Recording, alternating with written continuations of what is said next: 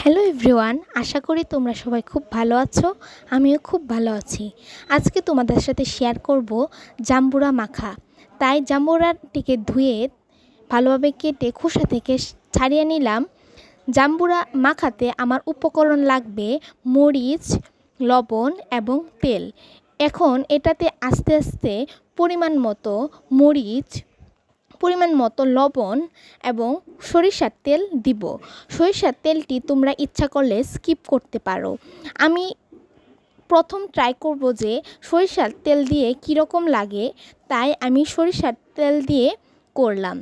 তারপর এটিকে ভালোভাবে মাখিয়ে নিব। এখন এটি খেতে খুব ভালো হয়েছিল। সবাই বলল যে অনেক ভালো হয়েছে। আশা করি তোমরা সবাই আমার পাশে থাকবে এবং আমাকে ভালোবাসা দিবে। রিসেন্ট আমি একটি ইউটিউব চ্যানেল খুলেছি। এটাতে তোমরা লাইক, কমেন্ট এবং শেয়ার করবে এবং আমার পাশেই থাকবে।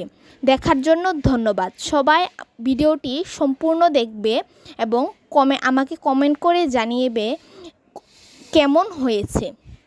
ধন্যবাদ।